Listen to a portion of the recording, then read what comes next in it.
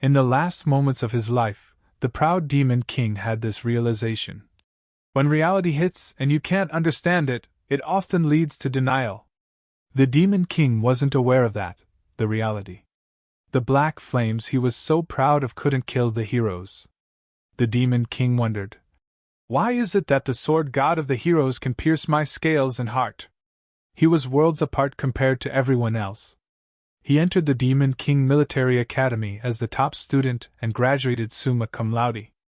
The Demon King Standards is a theory established by the first Demon King Emperor, who laid the foundation of the demon realm. He researched this theory more than anyone else. As written in it, he built a tower and kidnapped princesses. He also developed the heroes who came to save the princesses. To a Demon King, the anger and sadness of the heroes is the best feast. But killing them too early is troublesome. Sincerity is shown by helping them grow and then eating them. The stronger the hero, the tastier they are.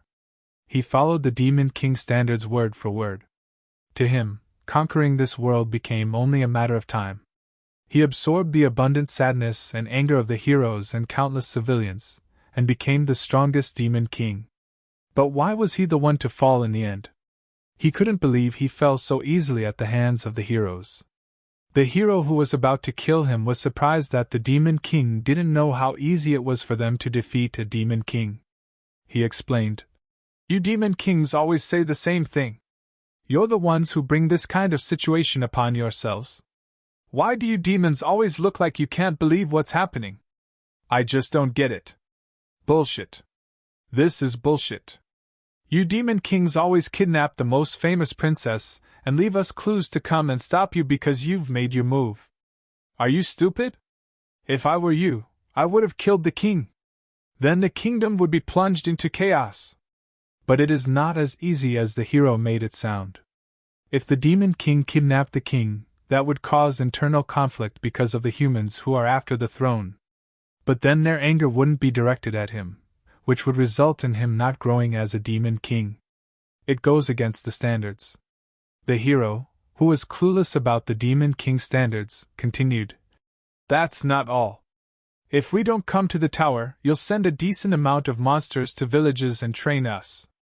I can't be more grateful. But if we do come to the tower, it's so much easier. The first floor's full of weak monsters. Everyone gets to train at their own level and develop skills." But what he doesn't know is that the heroes can't die halfway. In order to gather more energy, the Demon King was being careful. That's what the standards taught him. The hero kicked the Demon King to the ground and proudly said, "When the tower gets boring, all we need to do is kill the Demon King. Then a new Demon King and tower will appear. It's the perfect hunting ground for us heroes. Right, guys?" The hall filled with numerous heroes erupted with agreement. "Thanks to you, we were able to grow up well. You're the best Demon King ever. You're more of a godfather to us than a Demon King." The Demon King was baffled at those words. His tower was merely a hunting ground for them. But the hero acknowledged that the Demon King was still quite strong for them, and a lot of heroes died this time. But it was good for him, as he became famous. The hero lifted his sword into the air to strike the Demon King one last time and end this quest. The Demon King was still in denial. He couldn't believe that the standards had failed him. But he was in no state to do anything to stop his humiliation. So he ended up with his head separated from his body by the hero. But he didn't go down just like that. He couldn't die in such vain. Even if he had to give up the last of his life, he wanted to make a difference. With his head lying across the hall, the hero was distracted, claiming the Demon King's horns. But the Demon King's body, which was lying near his legs, started to glow with power. It took a few seconds to register what was happening, and then the hero roared for everyone to run from the tower. But not one escaped the wrath of the Demon King in his last minutes. Everyone was burned to the bone. But the Demon King was left with an empty feeling. If only he knew the heroes looked down on the Demon Kings because of the standards, he wouldn't have followed them. If only he had another chance. With that, the whole top tier of the tower blasted into pieces. The next moment, he heard someone calling his name, Burge Diaz. He was a normal person again. He couldn't understand how he was alive. His name was called again, so he moved towards the dais and slowly started to take in his surroundings. As he was receiving his badge, the director expressed his worries as to why a brilliant mind like him was acting weirdly. What he received was a red badge.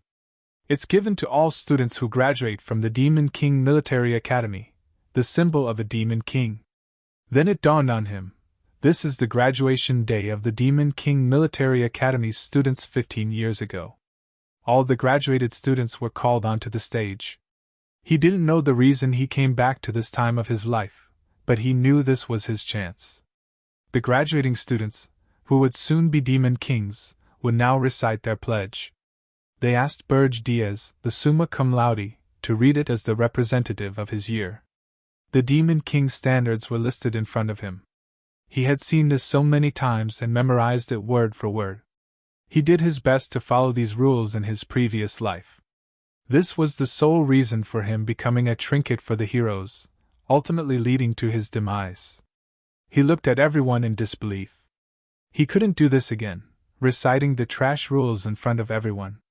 He was filled with rage as he bellowed, "I cannot pledge myself to something so unbelievably stupid. Following the standard is foolish and fucked up. The Demon King standard is trash." Everyone in that hall was baffled. No one expected a top student like Burge Diaz to say something as atrocious as he did. This was the moment the Demon King Military Academy's best summa cum laude ended up dead last. This impudence towards the demon realm and the standards of the Demon King was not taken lightly. Archduke of the Demon Realm Arcane Blarimf was more triggered than everyone else. He warned Burge Diaz that he may very well be expelled on the spot for daring to insult the Demon King's standards. But considering his previously exemplary conduct and outstanding talent, they decided to give him one final chance. He was asked to withdraw his reckless statement here and now and apologize to the entire demon realm. If he refused, his assigned deployment would be Aryan. That one word sent the whole crowd into hysteria. And this decision was also not agreed upon by other demon kings. They didn't want a criminal to get another chance. Aryan is the worst domain, where countless demon kings have lost their lives. The Archduke reminded him of that as a warning if he didn't comply with the terms he was given. But Burge was more than ready to go there. He didn't hesitate even for a second before asking to be sent to Aryan.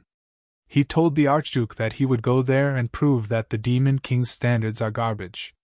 With that, he was immediately deployed to Aryan. He would not be receiving any privileges normally granted to a top Demon King, and no demons were to accompany him. Until his occupation was complete, he was forbidden from returning to the demon realm. Burge didn't expect anything better than this after the mess he created. So he freely entered Aryan, the place where the heroes who killed him lived. Even in his past life, he personally selected this place. He thought that the strongest, like him, should conquer the hardest difficulty. That arrogance cost him his life. Too many heroes were exploiting the Demon King's standards. He arrived in Aryan and landed in the northern continent, the Urgist Mountains. He was determined not to let history repeat itself. This time, he would be the one to exploit. The top graduate of the Demon Academy, Gordon Dyrek, was getting ready for his graduation. If the Demon King Academy trains Demon Kings, the Demon Academy trains demons who serve them. According to Demon Realm regulations, the top demon serves the top Demon King. The top 3 graduates were having a discussion about their masters, whom they were going to serve. Gordon was so smug right now as he was the top student. Hence, he would be serving Burge. He believed every Demon King was good, but none were as great as Burge. As Burge was one of the lineage of demonic dragons, a one-in-a-millennium prodigy who would be remembered in Demon Realm history forever, graduating in the same year as him was an enormous blessing. Gordon believed that with Burge they could conquer any dimension. He also started imagining a giant statue of them both. He believed he would be engraved on the glorious pages of Demon Realm history if he was with Burge. But all his pride and excitement vanished immediately as Burge arrived at the graduation and announced the standards to be trash again, in the Demon Academy as well. Gordon arrived at the northern continent, the Urgist Mountains. He seemed to be resenting his top position at the academy now. Burge thought that they were not sending anyone from the Demon Academy, but he was here. Not willingly, of course, but Gordon was here. Burge greeted him, but instead of taking his hand, as he would have done if it weren't for his stunt back at the academy, he asked why he did that. Burge casually asked what he was talking about, not realizing Gordon's whole principles were shattered. Gordon started yelling at his lord. The standards! How could you say such things in front of everyone? And of all places, Aryan! Now I'm going to die too! Burge was too worried that Gordon was going to rip his hair off, so he asked him to calm down. That only enraged him more. He yelled that his hair was not the issue anymore. Burge didn't remember Gordon being like this. In his previous life, he was more calm and composed.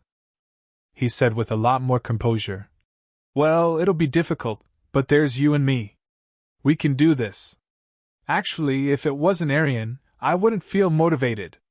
Burge contemplated telling him about his regression but was afraid that Gordon would lose the rest of his mind, so he decided against it. Gordon grimaced again and apologized for his behavior, and promised to fulfill his duty.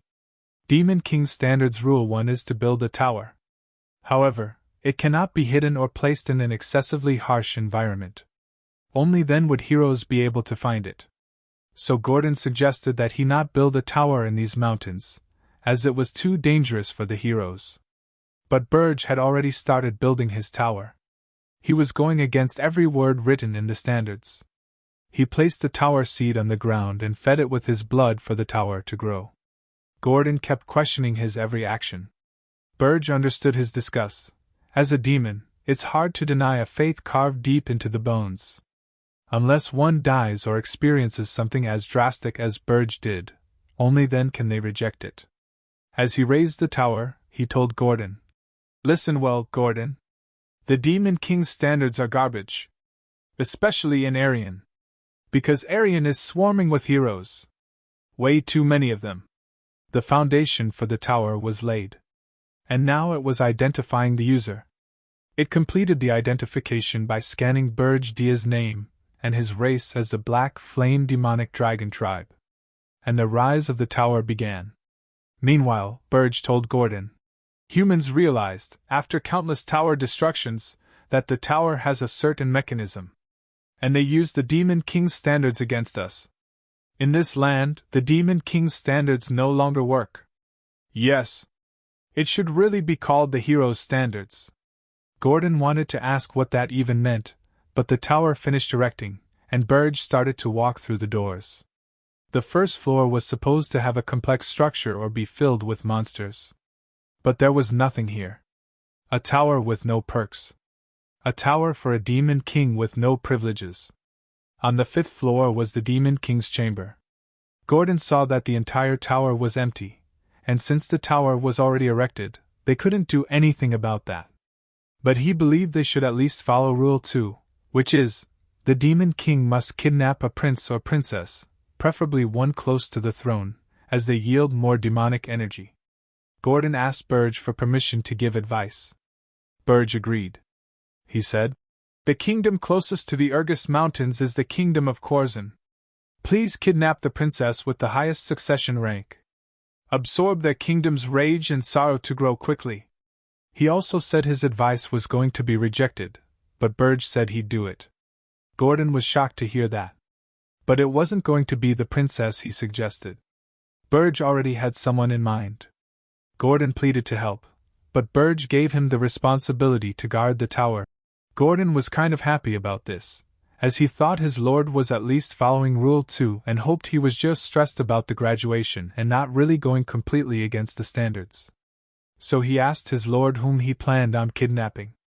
He said, "From the country farthest from the tower, the southernmost nation on the continent, the kingdom of Hilderin. And among them, the one with the least presents. The 13th princess." Gordon was going bonkers after listening to this, as it was completely opposite to the standards. He arrived at the castle to kidnap the princess.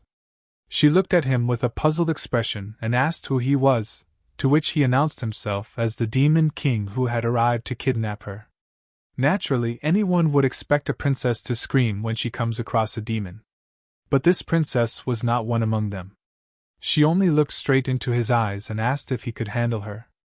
He was shocked at this kind of response but replied anyway that he could, of course, handle her, as he was a demon king.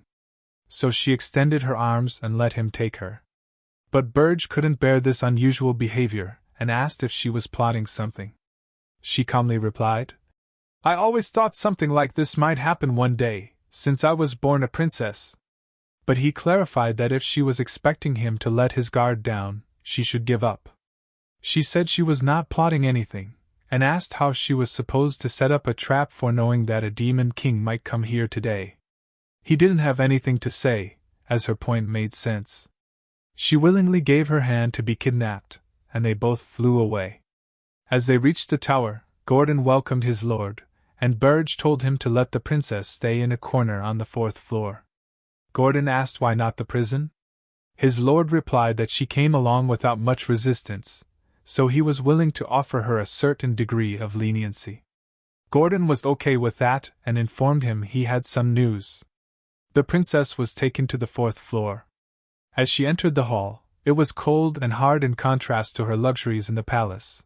But she only had a smile on her face and was okay with this cold and dark tower floor. Back in the Demon King's chamber, Gordon gave the news that an invitation from the Tower of Beasts had arrived for Burge.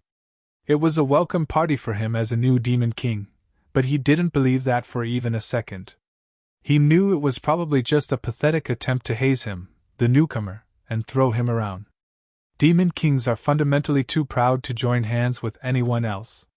However, Arian, an unprecedented factor, made the Demon Kings go against their pride and work together. He had ignored them before, thinking they were weak-minded. But this time, he believed he should at least try to have some light exchanges with them. So he arrived at the Tower of Beasts.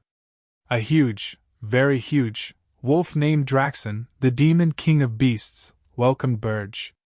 He had been ruling over this place for 70 years.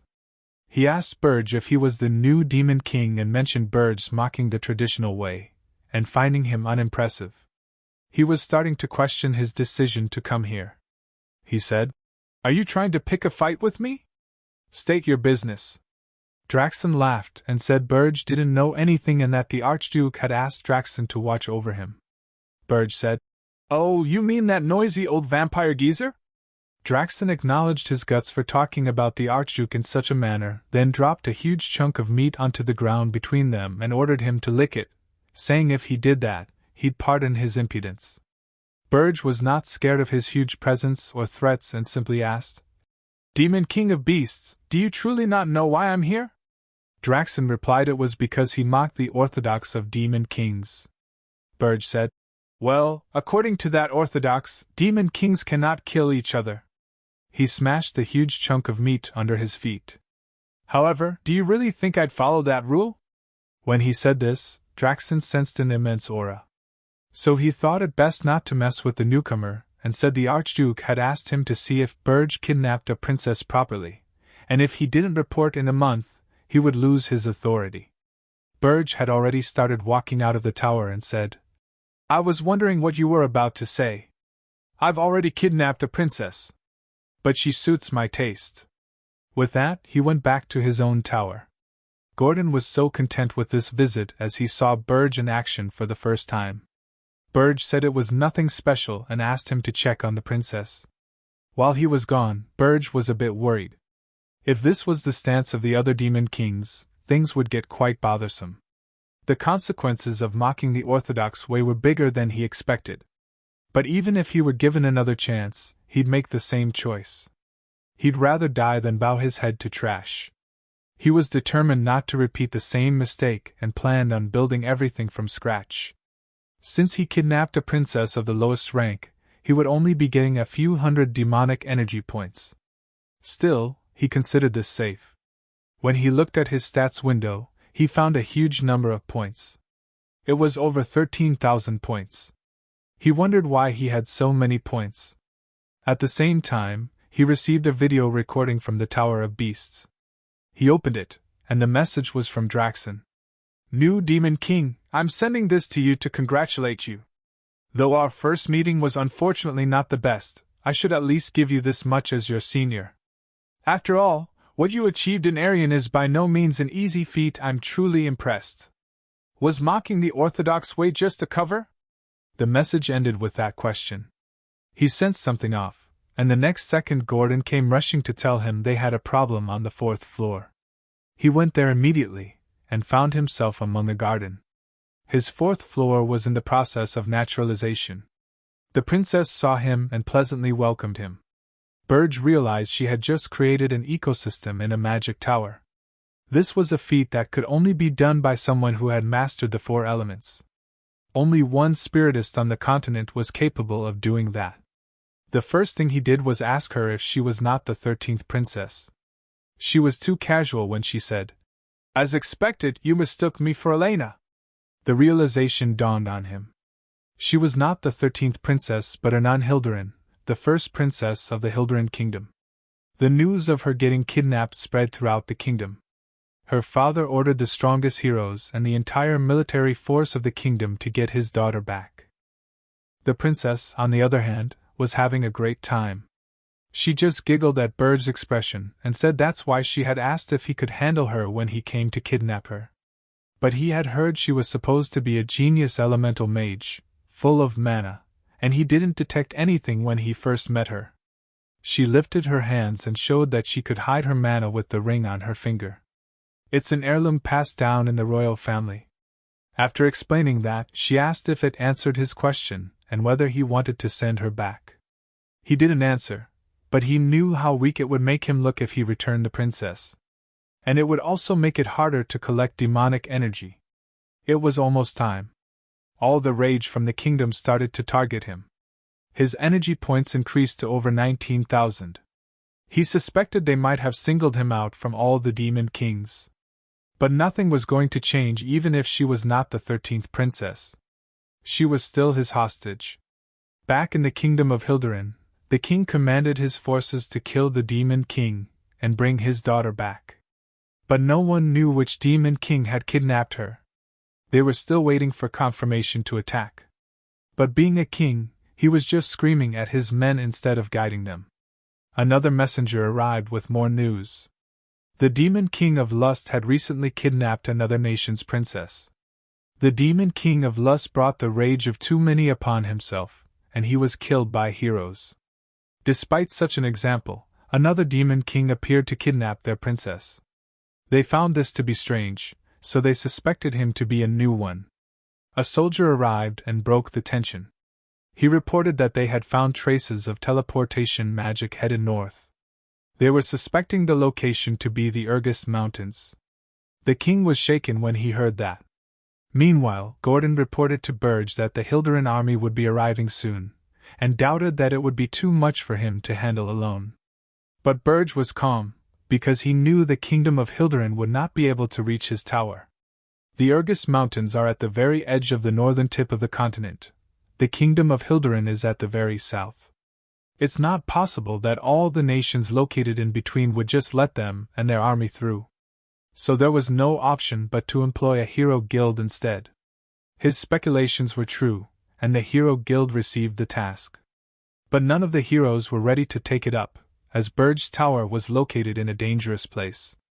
Burge suspected as much, because he knew the heroes were only concerned about money. Gordon was impressed, and at the same time suspicious that he knew so much about this place, Aryan, as if he had been here before. The king of Hilderin was losing his mind when he heard no hero was ready to take on the task. So this was going to give Burge some time until a proper group was formed.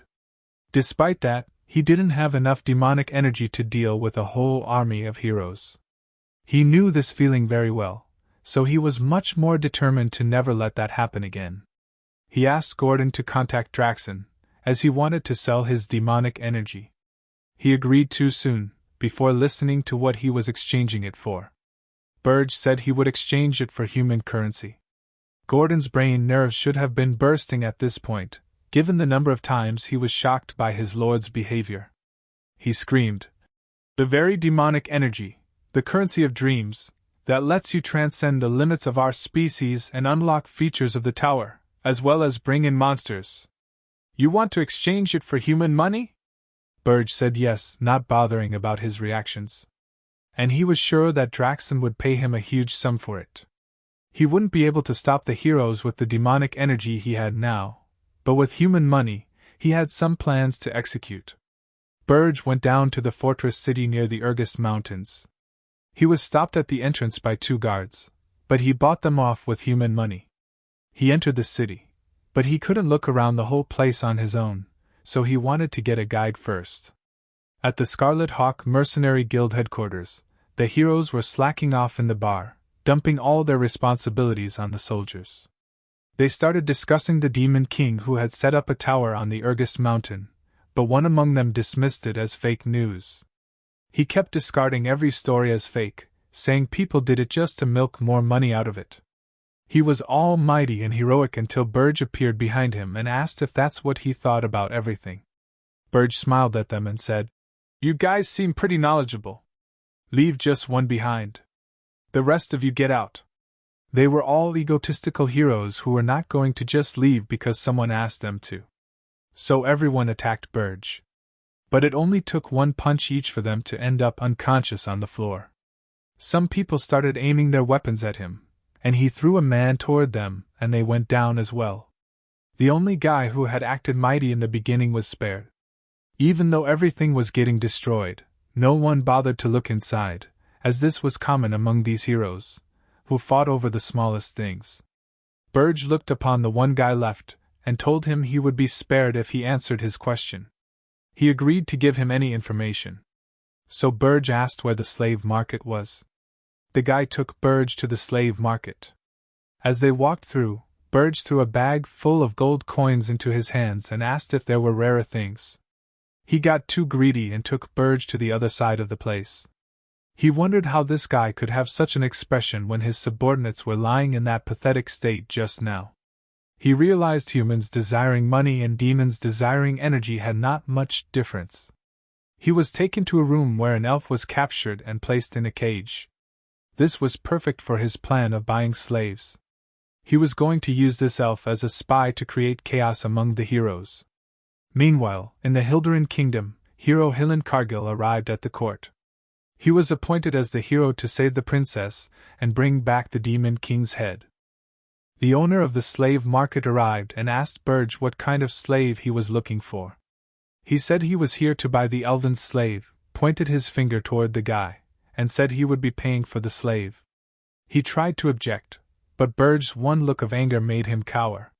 He turned to the owner and said it was a given that he would be paying for everything.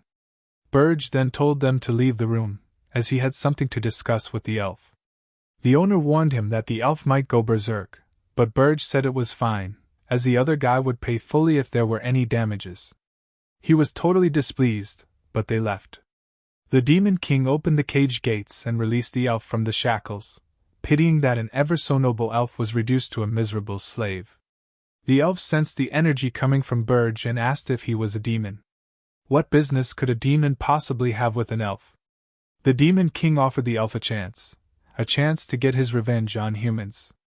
It was a tempting offer, but he said he couldn't trust demons any more than humans. But Burge said he was different, and if he stayed loyal to him for exactly 50 years, he would guarantee the elf safety and freedom. 50 years wasn't even that long for elves. It should be much better than getting humiliated by humans like this. It was a good point by Burge, but the elf still couldn't trust a demon whose kind was trying to destroy the world tree that elves serve, along with the world tree sustains. The elf also pointed out that it was strange for a demon to seek the help of an elf in the first place. That hit Burge where it ought to. So he pulled the ultimate trusting move. He vowed on the great Demon King's standards to fulfill his promise and not lay a hand on the world tree. The Demon King's standards are to demons what the world tree is to elves. In return, Burge asked for his vow on the world tree that he would pledge allegiance to him for the next 50 years. The elf gave a knowing smile and said he was a strange one. But if he was going this far, he wanted to give it a chance.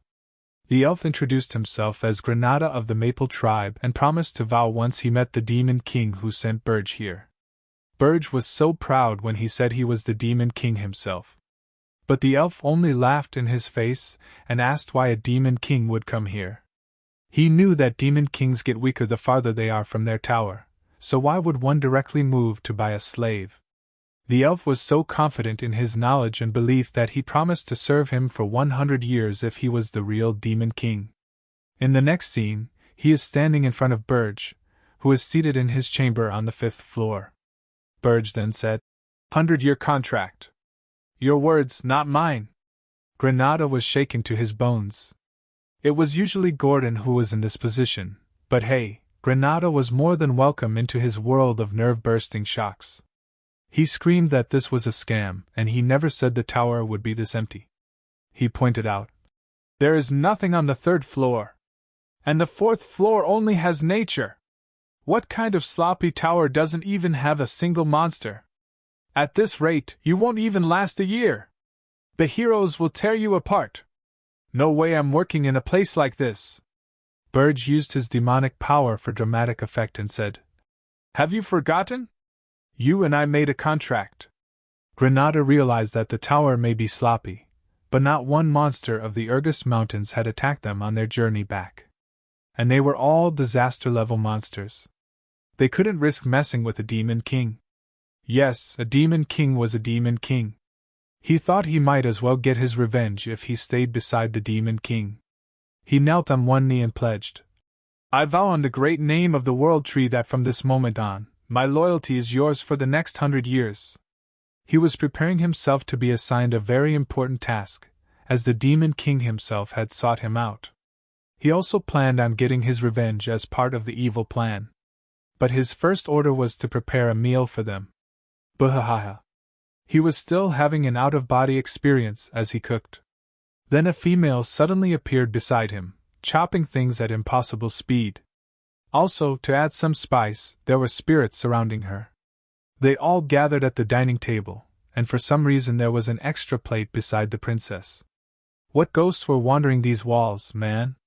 Anyway, Granada spoke up first. Demon King, is that woman the Hilderan Kingdom's? Before he finished his sentence, Burge confirmed that she was indeed Ernan Hilderan. He burst into a fit again. Are you out of your mind? You kidnapped the crown princess? This tower has nothing. How do you even plan on stopping the heroes when they arrive? Burge replied. That's why I bought you. Sit and eat for now. Look at Granada. No, look at Gordon. He had completely given up on this life. Nothing fazed him anymore. Granada was also getting there. Soon, for sure. Burge ignored his outburst completely and complimented him on the food. The princess chimed in, saying that she helped him cook. Poor Granada over here had completely lost it. What in the world is going on? After having their meal, the Demon King took Granada to the 4th floor. He asked if Burge wanted to fight the heroes there. He said no. If the heroes had come this far, it was already game over, since that meant they came through the Urgus Mountains. LOL. Burge told him he would be disrupting the world in his place. Granada asked, quite a bit in shock, if the Demon King wanted him to become a spy. He said yes, but before that he needed to check Granada's skills. Burge signaled him to attack. But he oh so innocently asked how he was supposed to defeat a Demon King in his own tower. Burge said he would only use one hand and wouldn't use demonic energy. Plus, if Granada won, he said he would reduce their contract duration by 50 years. That energized him to the fullest. Determined to get his 50 years back, he charged toward the Demon King. He couldn't land a single hit, as Burge analyzed. Even though you must have spent a long time being a slave, your movements are still fine. Did you absorb the mana on the 4th floor or enhance your physical abilities? A fitting style for an elf. Granada crossed his middle finger over his pointer finger on his left hand and told the Demon King that an average elf couldn't even do this. He should blame himself for picking the wrong opponent in the wrong place. He was from the Maple Tribe, and nature was their strength. With his fingers crossed, he activated a spell, and branches started sprouting from the ground, twisting around Burge's legs, blocking his movement. Granada strengthened his fist and swore to get back his 50 years as he prepared to pounce. Burge transformed into his demonic form and said, "Yes, this should do. But I hope you haven't forgotten who your opponent is. Don't worry, I'm not going to use demonic energy. I'll make sure to control my strength so I don't kill you." With that, he realized he was never going to get his 50 years back. Instead, he should be careful not to lose more than he already had. Later, they both arrived at Horton Walk, headquarters of the Red Hawk mercenaries. The guy from before was glowing from within when he saw Burge. He probably looked like 6 feet of gold in his eyes. Burge got straight to the point and said he'd like to hire his gang for a year. He agreed without a second thought and asked what the budget was. But his group was not so eager. One of them thought, "Our boss is sucking up to someone who beat the living crap out of us." Another contemplated, "Should I just get a different job?" Burge threw a huge bag of gold coins and said that was the deposit. Like boss, like employees. They now started promising to follow him for the rest of their lives. So what if he beat them?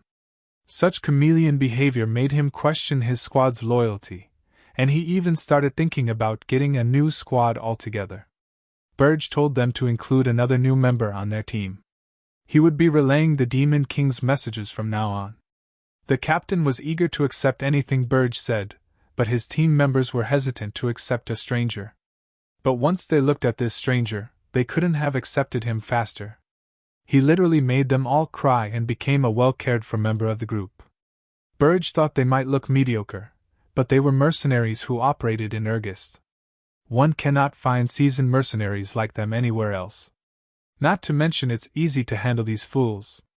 He also knew that the only hero who would answer the Hilderan Kingdom's call at this time of year was Hillenkargil, who defeated the Demon King of Lust. So the first mission for these mercenaries was to investigate Hillenkargil. Now that he left the hero matter to Granada, it's Burge's turn to get stronger. Demonic energy points can be used to enhance the tower, or to enhance the Demon King himself. The only way for Burge, who sold all his points, to become stronger would be the Spirit Blossom. It is a crystal of mana that sprouts after absorbing the mana of nature, and once it is consumed, it will grant an immense boost in strength. Here I be the Ergus Mountains, with the harsh mana storms and powerful monsters, nature is nearly untouched by humanity. As a result, spirit blossoms have spent long years naturally absorbing the mana of nature. Thus, their energy has become even more refined. Truly, it is a treasure trove of spirit blossoms. For demons, it's not as effective as demonic energy, but it's better than nothing. Burge informed Gordon that he is going to find some spirit blossoms. Gordon tells him that it's too risky to go without prior preparations. It's akin to finding a needle in the desert. Monsters are no different from beasts. They will surely attack you once they see an opening. Burge assured him that he can deal with the monsters easily, but finding the spirit blossoms will be difficult, like Gordon said. That's true, unless he has an excellent mana detector. Just then, someone knocked on the door. It is the princess. She peeked inside and asked if they were busy. They both had the same thought at the same time. The result of which is the Demon King and the princess going on an adventure, along with her spirits. If you still didn't get it, she can help him in detecting mana. Her excitement was contagious as she said, "I've been a little okay, maybe more than just a little bored lately. You have to keep your promise, alright? That you'd let me decorate the 4th floor as I wanted." Burge agrees to that as long as she finds the spirit blossoms. But on the inside he couldn't help but wonder what else she wanted to do with that floor. No, the fact that she thought of an idea to decorate a Demon King's tower is already crazy. She was so happy that she came that night to check on him. Now she is out of the tower. All thoughts left her when he grabbed her into his arms and told her to hold on tight. Looks like there's a lot of things happening. After a few moments she opened her eyes slowly and took a look from the sky. The last time she was flying with him, it was dark so she couldn't notice. But the world seemed really vast from this angle. When she was in her kingdom, every day just repeated itself. Magic training, studying, rulership, training, studying and repeating. She thought she was going to do that until the day she died. She smiled and said, "Demon King, did you know? The only person who'd ever flown over the Urgus Mountains is probably me now." Burge said, "Eh?" "I didn't care, Princess," and was about to remind her of the task she was supposed to concentrate on, when she asked him to call her Anon. His tongue got tied. She continued, "We're going to see each other for some time, so that'll be for the better, won't it?" Maybe he let her take things her way a little too much. He held her in one hand, letting her hang in the air, and warned her mind her place if she didn't want to live in the underground prison. She apologized, and he ordered her to find the spirit blossoms using her spirits. She sent them soaring through the sky, demanding them to come back safely. Beej thought they wouldn't be able to find it very quickly, but they are better than him and Gordon. He was wrong. They were back the next moment. Already found it. He reached the location of the spirit blossom and found heaps of monsters. Beej told them, "Monsters are the descendants of demons who have left the demon realm. If you still have the honor of demons left in you, obey the Demon King's order. Do not touch the spirit blossom and simply leave this place." They refused. Demon's words, "We don't listen. We know like you die." Burge laughed at himself that he expected these beasts to think. He drew his demonic fire and burned the monsters to ashes. As they charged towards Burge, he took down multiple of them with one blow. Then they focused on the weak one and aimed towards the princess. But Burge just blew them all with one strike. Ernan was surprised. Pole orcs are known to take down even ogres if they work together. But they can't even get near them. She realized this is the power of the Demon King. After a short while, there was not even a single monster conscious. Ernan bent over the flower and admired how pure its mana was. He told her not to covet it. She agreed with a sulky face. Burge plucked the flower and told her if she can find more she can have one.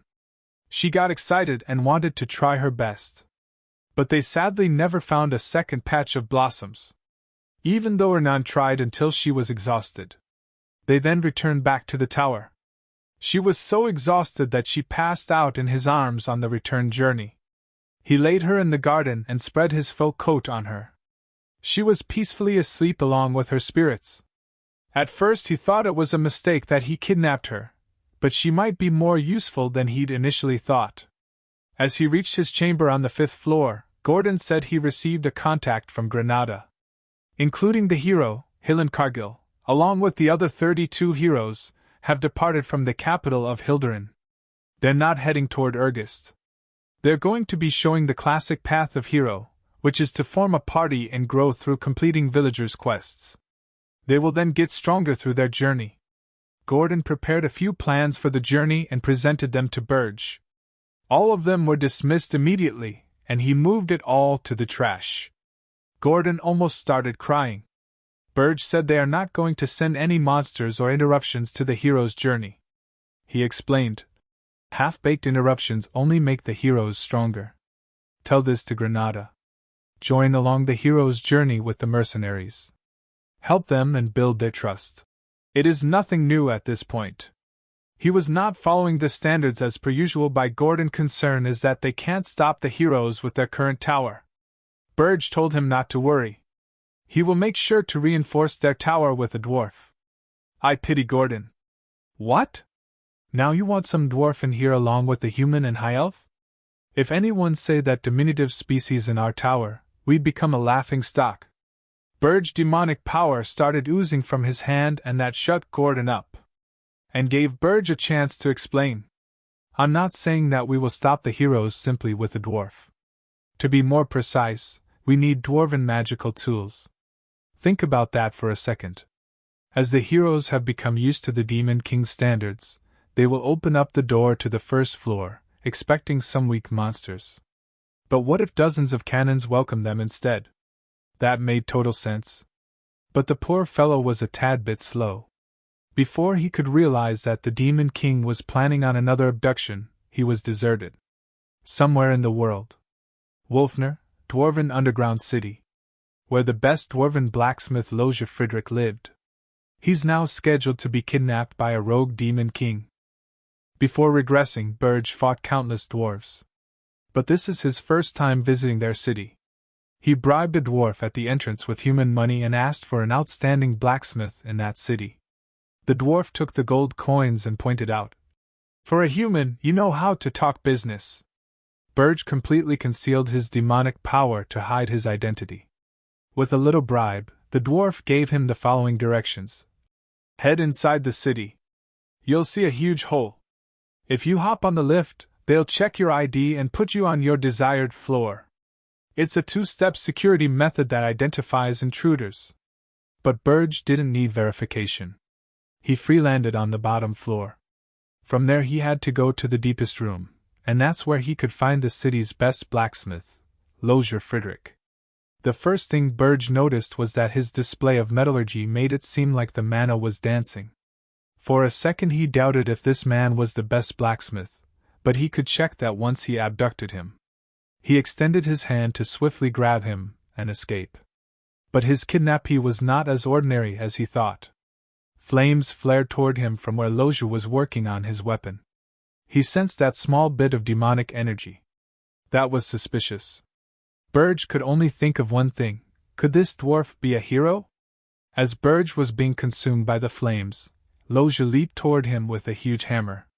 Burge asked him if he was a hero as he stopped the hammer with one hand, which was already cracking under the pressure of their power. Lozier proudly said that he was a hero and questioned, "How dare you enter the land of the dwarves, demon? You will not leave this city alive!" Burge gave him his demon smile and said, "For all that talk, you're pretty weak. Also, I'm not a demon. I'm the Demon King." Burge threw the dwarf's hammer to the ground and, with his other free arm, held him in the air by the neck. The guards heard the commotion and came to check if anything was wrong. But the chamber was empty, which led to an uproar in the city that an intruder had appeared and Lozier was kidnapped. Burge carried the dwarf to the terrace of a nearby building and warned him he would kill him if he made any noise. Lozier asked what a demon king was doing here of all places and suspected he had come to kidnap their princess. Burge said he wasn't interested in that, but asked about their underground passages and demanded he guide him through them. He had heard that dwarven blacksmiths dig their own secret passages in case of emergencies. Lozier was sure the demon king had some plan to kidnap the princess, but he couldn't stop him. The reason he'd been living a quiet life until now was precisely because he was too scared to fight demon kings. But he never expected one to come looking for him. He still wasn't answering Burge's questions, so Burge threatened to kidnap the princess and then let him go. It would look like he selfishly sold out their princess just to beg for his life. If such a rumor were to spread, how would the other dwarves see him? With that question, he started to cave. As everyone already knew, he was really weak. If a rumor like that were to spread, they'd definitely believe it. He'd be tortured for the rest of his life. So Burge asked him one last time, "Now, are you going to sell the princess out, or are you going to come with me on your own feet? Choose." He still didn't answer, but on the inside, he was plotting a way to sell the princess and escape without being tortured. Slick fellow. Just to add some spice, Burge swore on the Demon King's standards that he would guarantee his safety if Lozier helped him. As common knowledge, he knew the Demon King's standards were practically the faith all Demon Kings worshipped. So he believed the Demon King wouldn't break a vow like that. With that reassurance, his entire manner shifted completely. He instantly agreed to take Burge through the passages. His face made Burge sick. Inside the hole, the dwarven princess, Louise Werft, was worried sick about Lozier disappearing while he was making her weapon. The guards tried to explain that he had been kidnapped. But she screamed at them. "Shut your mouth! He's a hero too! How does it make sense for a hero to be kidnapped?" Another guard tried to counter, saying he might be a hero, but he was also a blacksmith who was bad at fighting. But she commanded all of them to shut up and find him. And if they didn't, she was going to rid all their heads off. Inside Lozier's secret passage, Burge complained about how long he had to look at Lozier's disgusting buttocks. It couldn't be helped, as the passage was too narrow, so Lozier asked him to hold on for a while. Burge urged him to move quickly. After a very painful stretch of time, they came out through the passage, which ended outside the city. Losier thought this was where his role ended and demanded to be left alone. But Burge shifted into his demonic form and asked what nonsense he was talking about. He reminded him of the vow he made moments ago. But Burge discarded the Demon King's standards as garbage, saying he didn't give a damn about them. Losier officially entered the Demon King's rage bait victim list. He started regretting not selling the princess for his freedom and began begging for his life. I am quite useful. No one can match me in metallurgy. I can craft you any weapon you wish. Burge was the one who kidnapped him, and now he was questioning how a hero could work for a demon just like that. Rage bait core. He kept begging and selling himself every way possible. Burge finally asked him to swear his allegiance to gain his mercy. He banged his head on the ground, thanking him. But on the inside, he was just plotting to escape the moment the Demon King left. But the next moment, he found himself in the center of a lush garden surrounded by spirits. Gordon was having a fit about kidnapping a hero. Demon King, you actually brought a dwarf? A hero dwarf, no less. Burge asked him to be silent, and Branada popped up on the screen to report something, posing the same question. You brought a dwarf in? Burge dismissed him and told him to report later. The princess, who was immune to all the rage bait, went to the dwarf and asked, Did you come to save me, hero? Probably not, right? He still hadn't gotten the hang of his surroundings and asked Burge why he was in this strange place when he had promised his safety. Burge said it was because of that mercy that he was still alive. Burge had knocked him out and carried him there while he was unconscious. His excuse was that he didn't know what the small dwarf would do if he didn't do that. Losier started laughing like a madman. Burge asked if he was that happy. He said yes, as he didn't know what else to say. Without any delay, Burge gave him his first task, installing a large number of cannons on the first floor to destroy the heroes. Meanwhile, near the Ergist Heroes' Journey Preparation Station, Branada reported that there was a rumor going around the hero's journey. Apparently, the new Demon King can use black flames, so the heroes are utilizing fire-resistant equipment. There are rumors circulating that the reason the new Demon King isn't sending out demonic beasts is because he's scared. That means they haven't lost their killing intent yet. However, they won't be able to obtain anything from the hero's journey, whether it be honor from battle or wealth. In the end, they will lose interest, and the heroes won't be able to grow. It's a battle against time. There were no immediate problems, so Burge told him to keep monitoring them. Branada came to understand that Burge was weakening the heroes by not sending out demonic monsters. This Demon King was extremely knowledgeable when it came to human nature. Had there ever been a Demon King like him? Branada was glad he was not his enemy. Burge ordered Losier not to use any mana stones. I don't care how you remodel the first floor, as long as you abide by that one restriction. Losier objected, saying a trap without mana stones wouldn't work on the heroes. Burge couldn't care less as he replied, That's your job to figure out. Heroes receive love from this dimension. Their ability to sense energy is outstanding. If you create traps using mana stones, they'll figure it out before the traps can activate. With a more menacing tone and a hint of demonic power, he continued, I'm sure I brought the best blacksmith with me. If I've made a mistake, then I'll have no choice but to bring someone else here. With that warning, Losier devised a way to work according to Burge's demands. He revealed a magical tool capable of hiding mana traces entirely.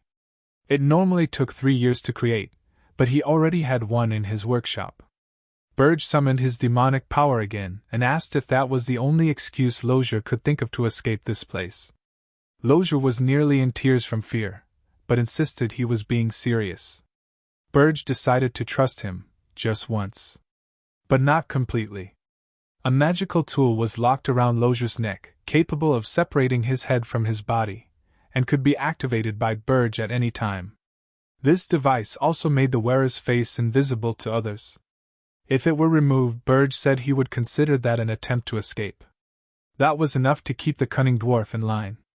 They were then free to travel across several kingdoms together to gather supplies and manatite materials, without fear of Lozure escaping. It took roughly a month to gather everything and store it inside Burge's subspace pocket. After that, they returned to Wolfner. The dwarven princess was on the verge of killing everyone, as no one had been able to find her beloved blacksmith. A guard told her that the blacksmiths had dug too many tunnels and that they were investigating each one. However, it was highly likely that Lozure had already escaped. She declared that they had 2 more weeks to find him, or everyone would die. She turned to leave, ordering the soldiers to fill in all the tunnels the blacksmiths had created. She glanced at the unfinished weapon Lozure had been crafting for her, and wished he were alive to complete it. She didn't particularly care about the missing dwarf himself, only the weapon she so desperately desired. At that moment, Lozure emerged through a trapdoor. The face recognition interfering mask activated instantly, but it didn't stop her from recognizing him. The tunnel he came from was his secret, known to no one else. She ignored the obscured face, certain it was him. Any hope Lozure had vanished as she cracked her knuckles in rage. "You bastard, you came back, all right. So you went into hiding because you didn't want to make my weapon? Is that it, Lozure?" He tried to explain that it was a misunderstanding, but she wasn't willing to listen. "A misunderstanding? No, I don't think I misunderstood anything at all. How dare you insult me, the princess? From now on you're my slave. You'll make my weapon for the rest of your life. But before that, I'm going to punish you for running away." As she was about to beat him to death, a force threw her backward. Burge landed between Lozure and the princess and ordered Lozure to gather his equipment. Burge was also wearing a face-concealing device. When she demanded to know who he was, he replied that he was the master of the pitiful blacksmiths she was extorting. She dismissed it as nonsense and rushed toward him, declaring Lozure her slave forever. "Who are you to take him from me?" Both were going head to head, as Burge landed a good kick on her neck, but she withstood it and punched him, which left him flying until he hit the wall. She thought, "That's the end of him, and now it's your turn, Lozure." She didn't even get to finish her sentence as RMC res-tuned and grabbed her head, and they were again going head to head and evenly matched. Louise Werft, the Dwarven Kingdom's second princess. Though not a hero, she was exceptionally strong. Before Burge's regression, she had been one of the strongest, far stronger than she was now. He could kill her before she grew further, but doing so would require all of his strength and demonic energy. Worse still, he might be captured by her soldiers afterward. Since he had already used his power, she must have suspected he was a demon king. Burge asked Lozure if he had everything so they could escape before things spiraled out of control. But Lozure never mentioned how massive his mana-suppressing device was. When Burge saw it, it infuriated him. He gave Lozure exactly 1 minute to dismantle it, something impossible by any standard. Burge warned him to abandon it if things worsened, as this place was no longer something he could escape easily. The princess was far more of a tyrant than Burge himself. He wasn't sure how long he could last without using his full strength and demonic energy. She continued hurling threats at both of them. Burge smiled at her warnings and said she sounded just like a demon king. "Give it up, princess of the dwarves. I'm taking your blacksmith and his equipment." Lozure managed to dismantle the device. The princess was furious. "Lozure, you motherfucker! You came back just to take that? You think I'm that easy?" Consumed by rage and losing control of her surroundings, Burge saw an opening and delivered a kick that sent her crashing into the wall. He opened his subspace pocket and stored the device. The princess recovered and saw that both the device and the intruders were gone. She tried to attack the tunnel they had used, only to find it sealed. For a brief moment, pain flashed across her face. Did he really not want to make my weapon that badly? The feeling vanished in an instant. She laughed coldly and declared, "How interesting. How very interesting, Lozure. Fine. I'll personally search for you, even if I have to scour the entire continent. I'll make you regret what you did today, Lozure." They landed on the first floor of Burge's tower. Gordon was in the middle of cleaning when he heard something massive crash down. Startled, he rushed over, half expecting to find a corpse, or at least a mess he'd have to clean again. When he demanded to know what on earth that thing was, the Demon King replied that it was a magical tool necessary to stop the heroes. Once Dronzer finished installing Mana's Phantom, the Demon King immediately ordered him to activate it. With an authoritative tone, he added, "After all the trouble we went through to bring it here, it had better be worth it." Dronzer's head was drenched in sweat as he confirmed that the device had been activated. A brilliant blue light erupted from the machine, nearly blinding everyone in the room. Gordon instinctively shielded his eyes, already regretting not wearing protective gear while cleaning. The tower recognized Mana's Phantom and, in order to synchronize with it, requested 10,000 points. The Demon King hadn't even known such a function existed, but he pressed the yes button without hesitation, as if clicking anything else had ever been an option. The synchronization was completed, and Mana's Phantom acknowledged King Burj Diaz as its master. Not only that, the Phantom's power source was completely converted from mana to demonic energy. Dronzer was even more ecstatic than Burj himself. This wasn't something he had planned, nor had he ever imagined that merging the Phantom with the tower was possible. The conversion of its power source from mana to demonic energy struck him as the discovery of the century. He looked like a man who might faint from excitement alone. Overflowing with enthusiasm, he left the room, telling the princess to cast a spell. He wanted to observe the results from outside and confirm that reality hadn't simply broken. She was given complete freedom to use any spell she wished, so she unleashed everything she had into the tower, much to Gordon's despair, as he had just finished cleaning the place. Under normal circumstances, a spell of that magnitude would be detectable even from outside the tower. And yet nothing could be seen. In fact, not a single presence could be felt. Was this the power of a tower synchronized with Mana's Phantom? The Demon King decided to test something and manipulated the tower in a specific way. It vanished, without leaving a trace behind.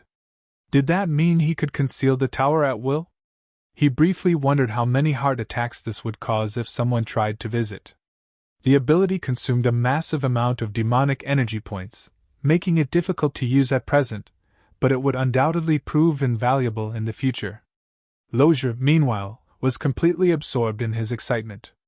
He begged to partially dismantle both the Phantom and the tower for examination.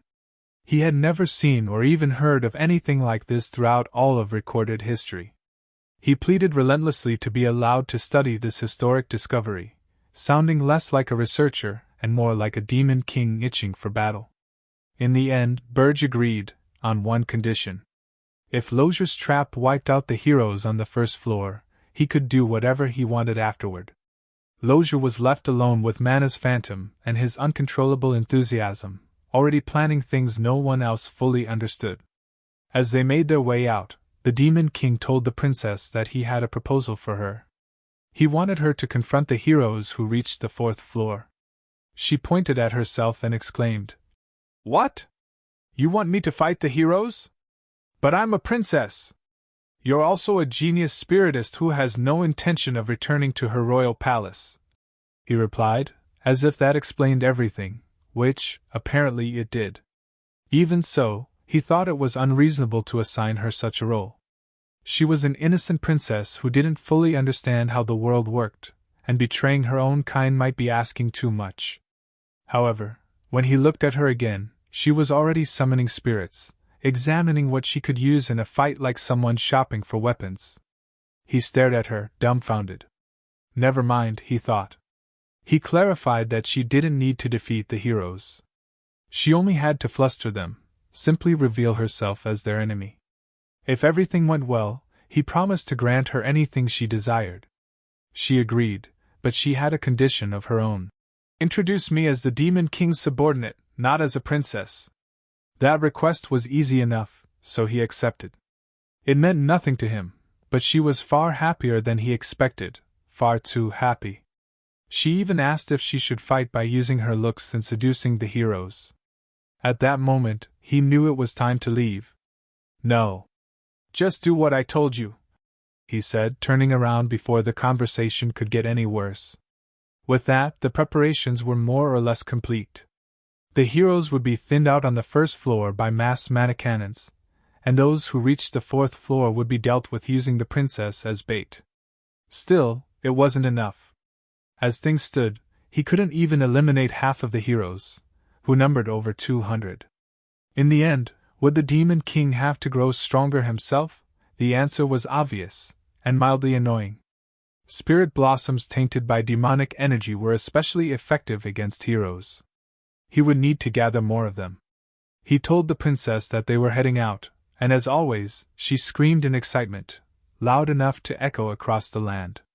For 3 straight days, they searched for spirit blossoms but found nothing. They stood in the middle of an icy wasteland, frustrated and exhausted, when a pro-orc appeared. He was clearly fed up, having dealt with them non-stop. However, this one suddenly dropped to one knee. "I, Krutu, chieftain of the Blue Frost tribe, greet you, Demon King. Please accept our tribe as your kin." Of all things, this was the last thing Burge expected. "Our ancestors were demons who betrayed the demon realm. Because we bear that original sin, please grant us the honor of serving you, Demon King." "Enough. Save the flattery," Burge replied. "In the end, you simply want to grow stronger by becoming kin to the Demon King. After all, you are better suited to demonic energy than to spirit blossoms. To think you saw through us completely. There's no point in hesitating then," Krutu admitted, surprisingly calmly, as he ordered his subordinates to bring it out. Inside a box were 3 spirit blossoms. They offered them to the Demon King. That explained why none could be found. Burge acknowledged Krutu's eloquence and keen ability to negotiate. He was unusually intelligent for a pro-orc. "To survive in this harsh land, our tribe values wisdom over strength," Krutu said. "And you sought me out because you lack strength?" Burge mused. Demon Kings favored wisdom over brute force. He was impressed, just enough to accept Krutu. "Roam the snowfields and expand your tribe for my sake. Await my orders. I will reward you with something greater than strength. Your tribe shall become eternal." Krutu knelt once more, this time in a different form, and declared, "Thank you. We will devote our loyalty to you, Demon King." The other orcs followed his lead, kneeling and pledging their allegiance. Now, Burge's tower was reinforced to its fullest. The pole orcs guarded the exterior. The first floor was packed with losier and 60 mana cannons. The 4th floor was under Ernanhidran's control. Now, all the pieces were in place. Burge was ready to repay the humiliation he had suffered at the hands of the heroes in his previous life. Hillen and the heroes finally reached their destination. The Ernest Mountains were in sight. Holton Walk, Hero's Journey Preparation Station. We can see that everyone has been assembled in dining hall. Hillen thanks the Fortress Master for this wonderful banquet. "The Fortress Master says that you flatter me, hero. I'm glad I can remain with you on a page of history." Hillen said thank you for those words. The Fortress Master continued, "You should give a speech, Hillen. Come on, they're all waiting, it'll help raise their morale too." After a brief pause, Hillen agreed. The Fortress Master announced, "Everyone, Hillen would like to say a few words." Everyone's attention was drawn to Hillen as he stood up. "Fellow comrades, noble heroes, knights, wizards, mercenaries, merchants, and all who answered the call.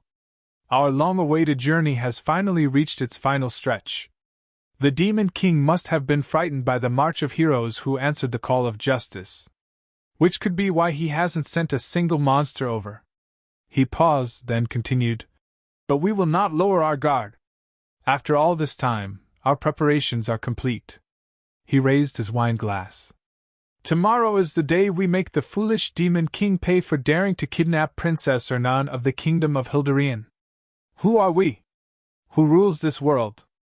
Let us remind them once again. For justice. For justice," everyone echoed. "Eat and drink well," Hillen said. "Tomorrow we move."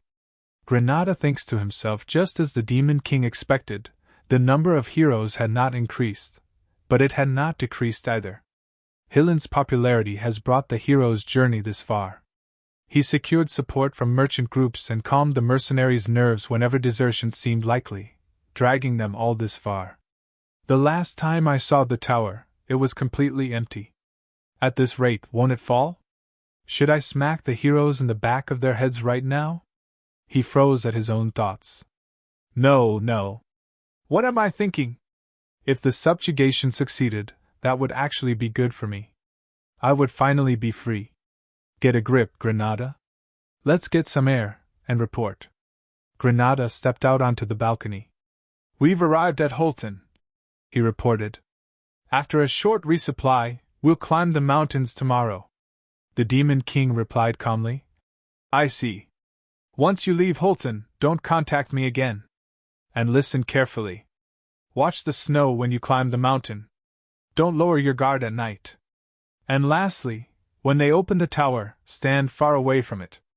Granada frowned. What do you mean by that? But before he could get an answer, the call ended. What was that? At that moment, Hillen stepped onto the balcony. What are you doing out here alone? Hillen asked. Nothing. Just getting some fresh air. Is something wrong? Hillen smiled. Want a drink? It's fruit wine that the one elves like. Granada accepted it.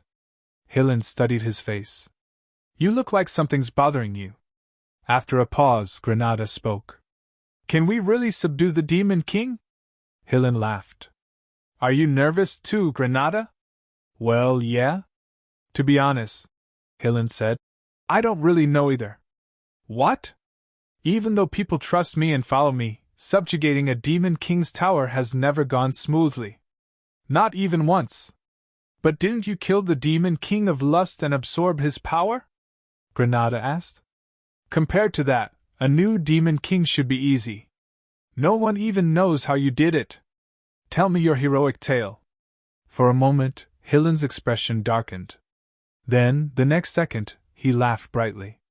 It was only possible because I had brave comrades. Comrades like you, Granada, always on the front lines, protecting everyone. I'll lead the way, so protect my flag. If we fight together, we'll win. He gestured toward the hall. Come on.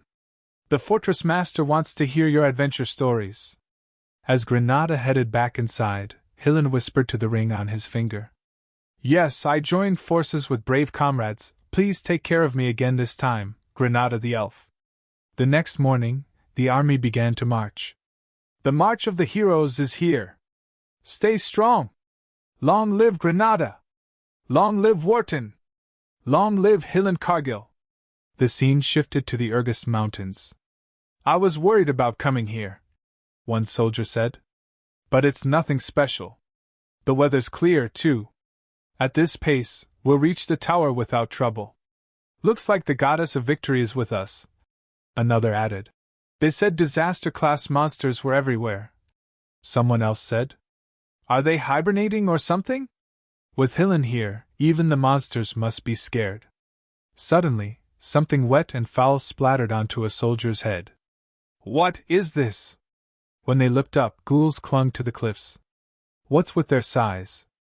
They're finally shown themselves. All units, battle formation, Hillen ordered. Don't panic. Protect the comrades beside you.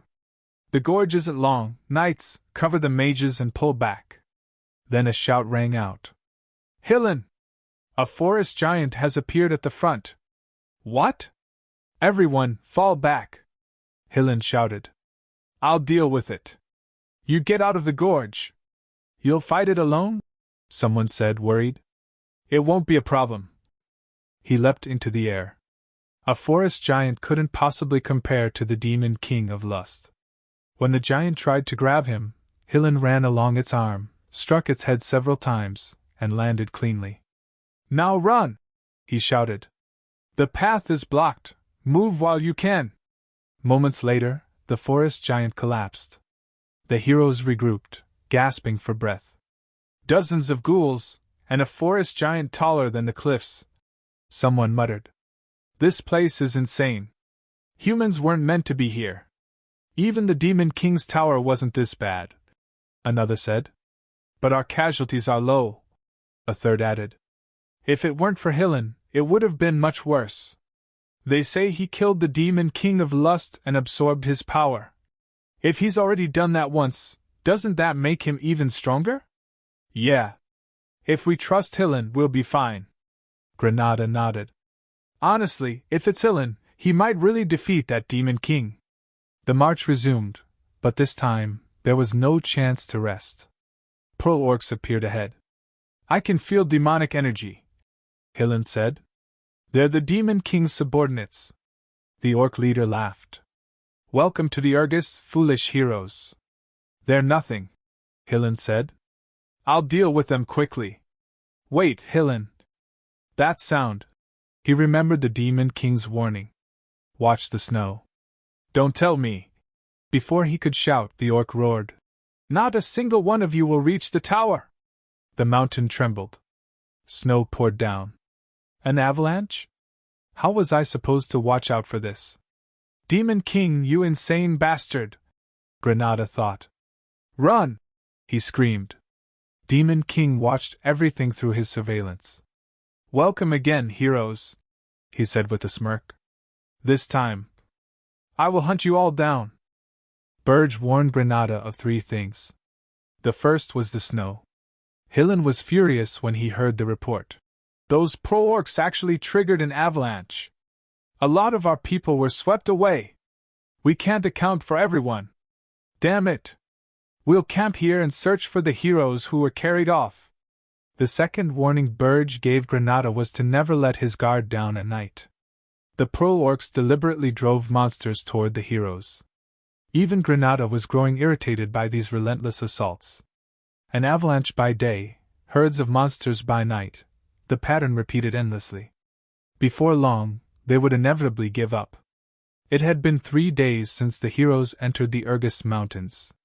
Their numbers had dropped from 511 to 256. Hillen's party finally reached the summit of the tallest mountain. After a moment of shock, Hillen erupted. Isn't it common sense for a tower to be placed somewhere easy for heroes to spot? Why isn't it here? With that, Burge's second plan succeeded, and the heroes began to split up. One of them approached Hillen and declared that he was giving up. Their lives were more important than this stupid journey. 6 days after entering the Urgus Mountains, they finally discovered the Demon King's tower. It was hidden in a basin between the mountains. By then, their numbers had fallen from 256 to just 52. Confident, the heroes opened the tower doors, knowing that only weaklings usually occupied the first floor.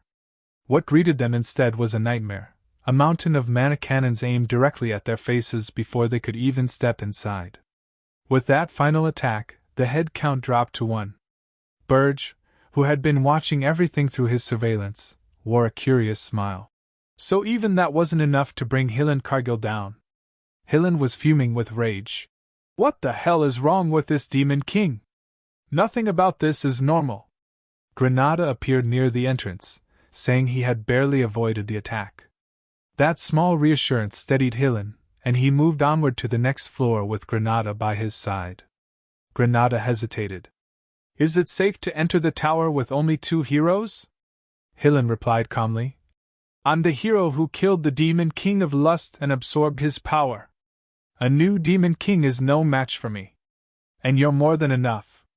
Granada wondered what Hillen meant by more than enough, but followed him anyway. They entered the second floor cautiously, only to find it completely empty. The third floor was the same. Hillen grew increasingly irritated. He knew this tower was supposed to be overflowing with monsters, yet there was no one. It was the complete opposite of what it should have been. He suspected an ambush at any moment. Granada, however, knew what awaited them on the next floor. He was left speechless when he saw the 4th floor. A forest spread out before them. He looked around in disbelief. There was nothing on the 2nd and 3rd floors, but there's a forest on the 4th. Are we really inside the Demon King's tower? Granada muttered a few curses to himself before replying. It certainly doesn't feel like it. Then a voice echoed through the forest. I see you managed to make it up here. Hillen turned and saw a very sassy princess surrounded by spirits. I'm one of the 4 heavenly kings who protect the Demon King. I, the Dark Spiritist, will be your opponent, she declared dramatically. Granada couldn't bear to watch the cringe-worthy display and quietly considered retreating. Hillen, however, recognized her immediately. Why do you look like that, Princess Ernan? She panicked for a moment, then tried to regain her composure. I'm not a princess. I'm the Dark Spiritist. She cast a spell and shouted. Now then, witness the power of darkness. Yet the magic shone as brightly as daylight. Hillen instantly recognized it. It was the highest-ranking spirit magic, usable only by Princess Ernan herself. He also knew that such magic couldn't be cast if she were under someone's control. First the prolorks. Then the avalanches. The nighttime ambushes. The hidden tower. Mana cannons on the first floor. Empty second and third floors. And now a crazed princess on top of it all. Hillen was the one losing his sanity. I don't get it. I don't understand anything anymore, damn it, he roared. The princess attacks the hero who came to rescue her? Fine. Then I'll destroy everything. Before he could act, the Demon King blasted him from behind. Burge stepped through the dust and debris left by the attack and greeted him calmly. At last I can see your face, Hillen Cargill. Hillen wasn't even scratched. You've finally shown yourself, Demon King! I can't believe you snuck up on me like a coward! He needed more strength. Hillen searched for Granada, then suddenly appeared behind him. He placed an arm over Granada's shoulder. Before anyone could react, Granada's energy was being drained, and he collapsed to the ground. Looking down at him with a smile, Hillen said, Didn't I tell you, Granada? As long as you're by my side, there's no problem. Burge noticed the artifact on Hillen. It's a forbidden artifact called the Elf Eater, Hillen explained. It converts an elf's infinite vitality into mana. Its flaw is that once activated, the elf dies before long. He stepped on Granada's face. You're fine with this, right, Granada? It's for the greater good. Granada didn't even have the strength left to curse him. Burge smiled. I like how vile and lowly this so-called hero is. So if I just remove that ring, you'll become weak again, right? Hillen returned the smile. Try it if you can. Even the Demon King of Lust couldn't remove this ring. Burge simply called out a name. Gordon. In the next instant, Hillen's wrist vanished. Gordon stood behind him, holding the severed wrist, and whispered coldly. You're both rude and noisy for a human. Hillen recognized him as a high-ranking demon. It was unheard of, a hero empowered by an artifact being taken down by a mere high-ranking demon. This time, Burge approached Hillen himself, speaking in a menacing tone. You're not going anywhere. Hillen knew he had to dodge, but the presence of something ancient and overwhelmingly powerful robbed him of control over his own body. All he could do was wonder who this Demon King truly was. Burge summoned his demonic power and smiled once more. It's time for the hero to take a beating. The entire floor shook under the impact of his immense power. It was remarkable that Hillen was still alive after that attack.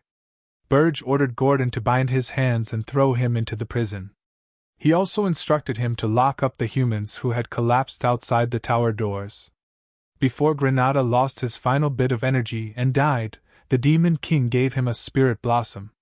It restored him completely, as if he had never been on the brink of death. Granada looked toward the Demon King and saw him giving the same flower to the princess as well. He was shocked that such a precious spirit blossom was being given so freely, even to someone like him. Burge also permitted Forge to dismantle the tower, praising his efforts in carrying out the plan successfully. That concluded the day's events. He ordered everyone to restore and maintain the floors they were assigned to and then departed. Granada watched him leave and thought that even after such a fierce battle, the Demon King still looked completely fine. As expected of a Demon King. The princess, however, seemed unconvinced. Noticing her troubled expression, Granada asked what was wrong. She hesitated for a moment before answering. I think the Demon King is tired. Her words proved true. The moment Burge entered his own floor, he collapsed at the entrance. That was close. he muttered. A demon king can't afford to show weakness. Still, damn that human, Hillen Cargill. So this is what it means to be one of the 10 stars. The 10 stars were the 10 strongest heroes on the continent. Though Hillen Cargill was one of them, he ranked among the weakest. In truth, Burge had barely used any demonic energy to enhance himself in this life, partly because he simply didn't have much to spare. If Hillen had been in perfect condition, Burge would never have won. Instead, his plan had exhausted Hillen, provoked him, and pushed him into panic.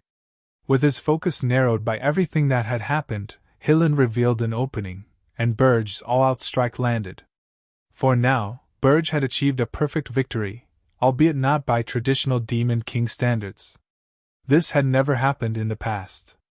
He had barely succeeded in altering fate, but he was certain that if he continued on this path, he could change the future, and exact his revenge on those damned heroes. Near the Holton Walk, reporters gathered to question those involved about the missing heroes and the ones who had returned halfway. What kind of nonsense is this? You're saying the heroes gave up because they couldn't find the tower? Investors are demanding accountability. Who's responsible for this failure? These were the questions everyone wanted answered. The hero's representative responded urgently. We haven't failed yet. There's still hope. Sir Hillen Cargill and the great heroes haven't given up. They're still searching for the Demon King's tower. Please give us a little more time. He continued desperately, trying to regain the people's trust. Meanwhile, news of the new Demon King spread rapidly across the continent. The princess's father and the princess, who had been searching for Forge the dwarf, were furious when they heard it. The king swore that he would execute the hero the moment he laid eyes on him. As the story spread, it became increasingly distorted and exaggerated. The world fell into deep sorrow, and as a result, Burge's demonic energy points accumulated rapidly. At the Heroes Guild headquarters, glowing screens floated in the air as representatives convened in an emergency meeting. One of them asked, Hero Wharton, is there truly not even a hair's breadth of falsehood in your report? Wharton replied firmly, Yes. I swear on my name. I spoke only the truth. Then this is a serious matter, another said. However, since we do not yet know the identity of the new Demon King, we must proceed cautiously. Hillen Cargill is one of the 10 stars. He cannot be defeated easily. We will wait 10 more days for news of him. If nothing is heard after that, all heroes on the continent, 4,728 in total, will launch a full-scale assault and eliminate the new Demon King. Meanwhile, deep within Burge's underground prison, the Demon King came to see Hillen. Are you awake? Burge asked calmly. Even your recovery speed is exceptional. Hillen was bound at the wrists, each arm chained to opposite sides of the room, his knees barely touching the ground. He raised his eyes to meet the Demon King's gaze. Demon King, he said coldly. If you've kept me alive, you want something from me. Stop wasting time and get to the point. It's good to see you're willing to talk, Burge replied with a smile. Become my vessel. Hillen froze in shock. Burge continued. The hero's journey costs a fortune, doesn't it? Feeding hundreds, security, lodging, guild fees, armor, weapons, even top-grade consumables. Those expenses are usually covered by investments from merchants and nobles. If the Demon King is defeated, a hero's life is transformed. If they fail, they're buried in debt. That's the fate of heroes who take investments. This time, all those investments were focused on one person, the party's captain, Hillen Cargill. Hillen's expression showed that he already knew. Even if he escaped, he would be branded a failed hero and forced to live in hiding, hunted by creditors for the rest of his life. He demanded to know how Burge learned all this. Granada stepped forward. I told him. Hillen screamed. Granada! You betrayed us? Granada shouted back just as fiercely. You've got the nerve to say that after what you did to me, you scammer! I was on this side from the very beginning. Burge opened the cell and stepped inside. The reason you failed is because there has never been a Demon King like me. Just as I broke the Demon King's standards, you'll adapt and find ways to clear our towers. But if one of humanity's strongest heroes secretly interferes with those efforts, can humans really succeed? Hillen noticed the orb of demonic energy resting in Burge's palm and asked what it was. This is a magic tool used to monitor my subordinates, Burge explained. Once inside your body, it binds to your brain instantly. If you harbor hostility toward me, I'll know, and I can blow your brain apart with a single gesture. If it fails to adapt to your body, I'll take that as rejection and kill you. There are plenty of usable heroes. Hillen shouted. Wait. A hero as strong as me is immune to mind control magic. The moment that orb enters my body, it'll reject me. That won't be my fault. Granada interjected calmly. A hero can willingly lower their mental defenses. You heard him, Burge said. You deranged elf! Hillen yelled. Aren't you ashamed of yourself?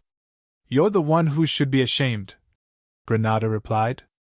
Hillen broke down, shouting that they were wasting a priceless magical tool and that he would never submit to a demon king. Burge smashed the orb into his mouth anyway. Shut up and swallow. Granada hesitated. He's incredibly stubborn. What if he chooses death? Don't worry, Burge said calmly. A greedy human who treats his comrades as disposable for money will never sacrifice himself. Later, on Burge's floor, Gordon approached him with concern. Although you've made Hillen Cargill your vessel, Demon King, his debt of 100,000 gold will heavily restrict his actions. The gold you exchanged for demonic energy only amounted to about 2,000 gold, nearly a small nation's annual budget. How do you plan to gather more? Burge smiled. It's about time a message arrived.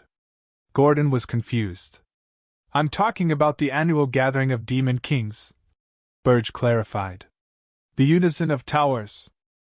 In his previous life, Burge had never attended, finding the idea of Demon Kings banding together disgusting.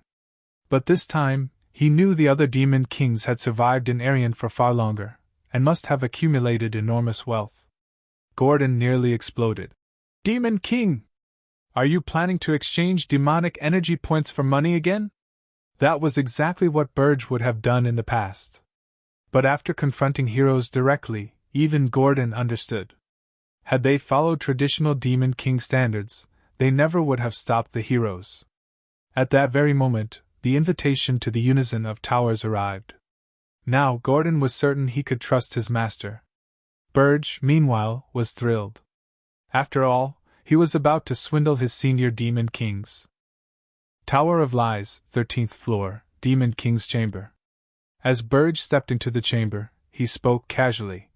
Even though I'm not late, you're all already here. Do you have that much to discuss without me? Draxon Doldolf, the Demon King of Beasts, greeted him with a knowing look. So you're the talk of the town, said Reyna Soldian, the Demon King of Winters. Yugger Belva, the Demon King of Indestructibility, scoffed. Here comes the stuck-up brat who insulted the standards. The only one who welcomed Burge with a smile was Jason Cockmund, the Demon King of Lies. Burge strolled lazily toward the conference table and drawled. You damn fools! You've formed an alliance? Aren't you ashamed to call yourselves Demon Kings? Yugger surged to his feet, fury ripping through him. In a heartbeat he lunged toward Burge, roaring. You idiot! Who are you to interfere with our affairs, newcomer? What do you even know about Arian? Burge didn't flinch for a second.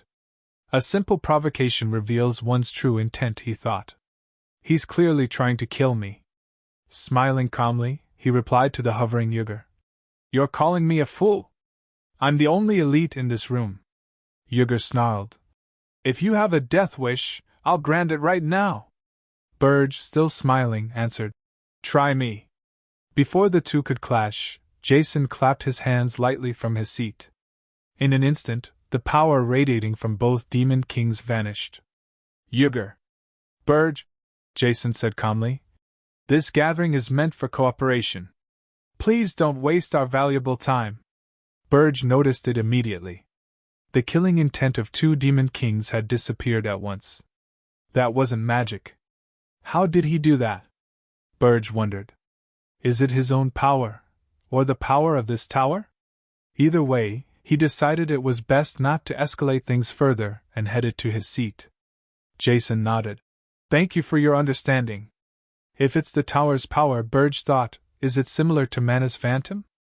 No, jumping to conclusions without evidence would be reckless. He stayed on guard.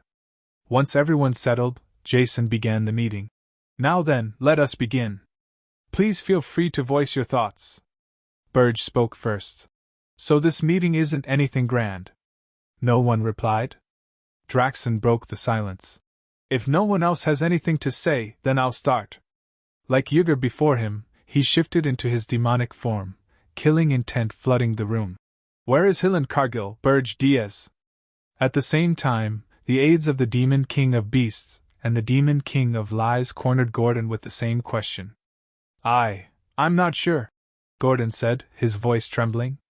He didn't even enter our tower. He's probably wandering somewhere in the Urgist Mountains. Inside the Tower of Lies reception room, all the aides had gathered while their masters attended the meeting. They surrounded Gordon at once. Don't be ridiculous, Yggr's aide snapped. He should have spotted your tower from afar. Wait, are the rumors true? Asked the aide of the Demon King of Lies. Is your Demon King really? Thank the abyss, Gordon had been trained for this.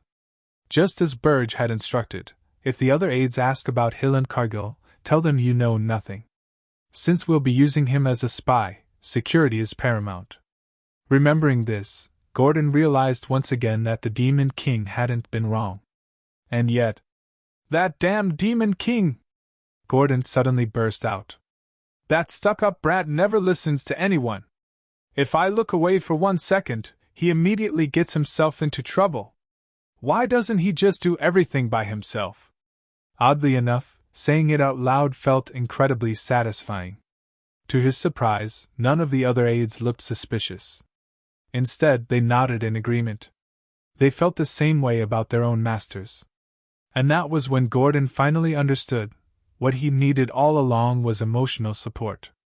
Back inside the meeting room, Ygr glared at Burge. You expect me to believe that?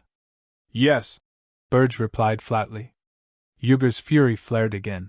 You're saying Hillen Cargill never even reached your tower because you didn't build it at the peak? Are you screwing with me? I'm free to build my tower wherever I want, Burge replied calmly. Before they could tear into each other again, Jason spoke up, that irritating smile plastered across his face. So heroes are still targeting your tower, yet you left it undefended and came here? Surely you learned at the academy that a demon king who loses their tower meets a dreadful end, especially someone who graduated at the top of his class, Burge Diaz. Burge slid lower into his chair, resting his cheek on his raised hand. Don't concern yourself with my tower. I'm protecting it in my own way. His tone was calm, but inside, he was seething at the Demon King of Lies. If you say so, Jason replied lightly. Very well. I won't pry further. Draxon spoke next. Do you think Archduke Arcane will allow this? Who cares what that old geezer thinks? Burge scoffed.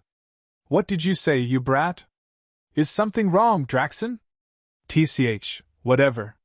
Let's move on. Draxon muttered, deciding it was a waste of time to argue with this brat.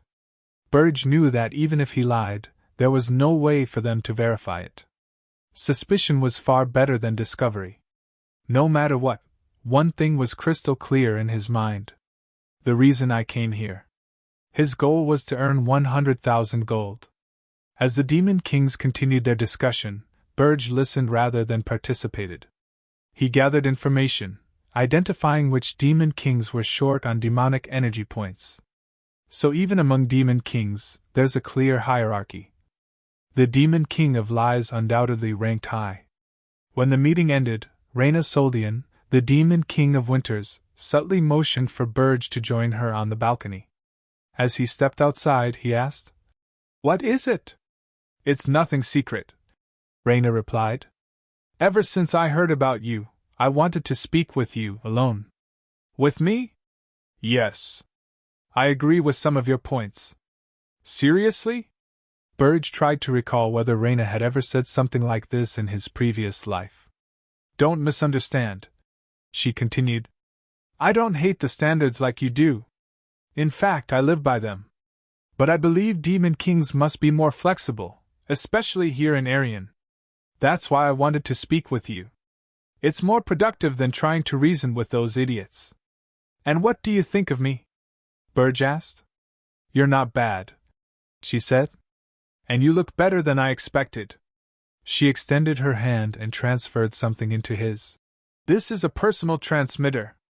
Contact me anytime if you want advice. As long as you don't insult the standards in front of me, I'll play along. She smiled faintly. I've finally found someone I can talk to. I hope you don't disappear too quickly. As she walked away, Burge asked, What about the Demon King of Lies? I can't read him at all, she replied. But he's still better than those two morons. With that, she disappeared back into the tower, leaving Burge alone with his thoughts. He couldn't fully trust Reina Soldian yet, but she was an unexpected gain. Back at Burge's tower, on the first floor, the princess arrived with her spirits, carrying a tray of cookies she had baked for Lozure. How did you bake cookies inside the tower? Lozure asked. The Demon King bought me the ingredients, she replied proudly. I baked them with the help of elementals. Lozure chuckled. Being a genius elementalist must be convenient. She pushed the tray toward him. Try one. He happily took a cookie and thanked her. A princess, someone who had never worked a day in her life, had baked cookies just for him. He decided he'd praise them no matter how they tasted. But the moment the cookie touched his tongue, flavors exploded across his palate. It was heavenly. He nearly teared up. I've never tasted anything like this, he said honestly. What in the world did you put in it? I added spirit blossoms to the dough, she replied cheerfully. Lozure froze. Spirit blossoms? Why would you use something that precious on me? No wonder you're overflowing with mana, she said with a wide smile. It's a gift, so we can stay close in the future. We'll be seeing each other for a long time. Then she asked, Do you think Renata would enjoy these too? More than me, I'm sure, Lozure replied. She seemed pleased, then hesitated slightly, a faint blush appearing on her cheeks. What about the Demon King? Do you think he'd enjoy them as well?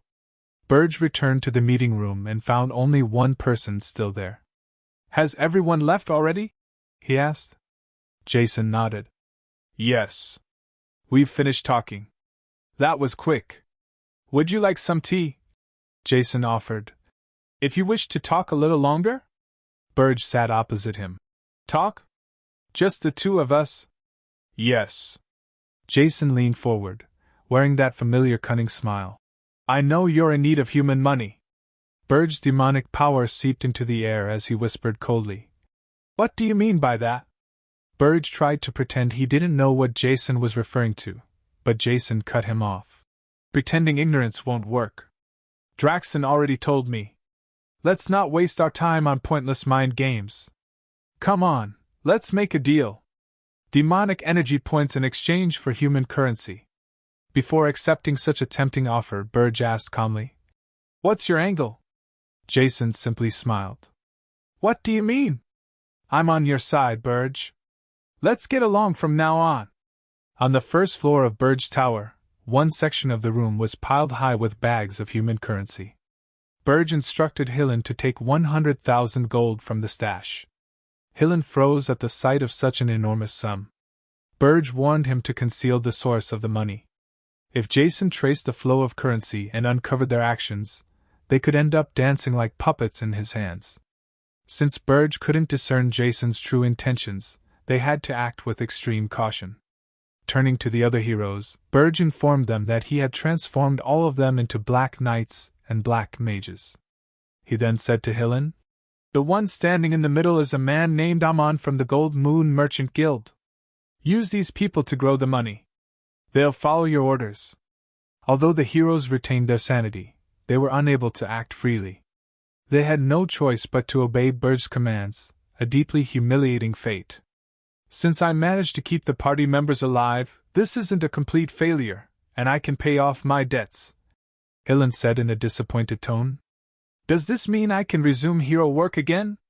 With the current state of affairs, this works out quite well for me, Hyllin added. I look forward to working with you, business partner. Partner? Burge echoed. In an instant, he summoned the power controlling Hyllin's mind, forcing him to the floor and reminding him of his place. Let me make this clear. We are not business partners. You are my slave, and I am your master. Writhing on the ground in pain, Hyllin tried to mask his humiliation. I didn't realize you were into that sort of thing. I'm not asking for sincere loyalty, Burge replied coldly. Now get moving. As Hyllin turned to leave, the princess stopped him. She asked him to deliver a letter to her younger sister, Elena. Hyllin took the letter, glaring at her accusingly. After all, she was the reason for his current predicament. Elena? You mean the 13th princess of the kingdom of Hilderin? He asked. It's not impossible, but why are you siding with the Demon King? I have no intention of returning to the kingdom right now, she said quietly. I'm sure a hero of your stature is aware of the royal family's secret. Hyllin had heard the rumors but never knew whether they were true. If that was indeed the case, her actions made more sense to him now. He said he understood and departed. Back in Burge's chamber, Gordon stood beside him and asked cautiously, It's not that I distrust you, but will that hero really follow orders? Hyllin isn't a despicable man who only cares about money, though he doesn't look particularly noble either, Burge replied. He lacks that uniquely human vulgarity of being obsessed with wealth. What he wants isn't honor, but popularity. He craves attention, which makes him proactive. If we control him properly using Armani's orb, he'll become the best spy we could ask for. Gordon studied him silently. To think he's analyzed humans to this extent. I can't afford to stay complacent either, Burge continued. If a hero destroys human society from within as the vassal of a demon king, don't you think that would be a sight to behold? That thought alone filled Gordon with excitement. A knock echoed through the room, startling them both. Moments later, the princess entered with her spirits, asking cheerfully whether they would like to try some cookies. With visible awkwardness, Burge took one from the tray. You've been coming in and out of this room far too comfortably lately. If these taste bad, I'll throw you into the underground prison for a month. She sighed and told him to try them before judging. He was about to make another remark, but the moment he took a bite, his entire body exploded with flavor. The princess beamed with pride, just like Lozier's had before. Burge struggled to suppress his reaction so fiercely that he ended up snapping the armrest of his chair with sheer force. Not bad, for a mere human, he said stiffly.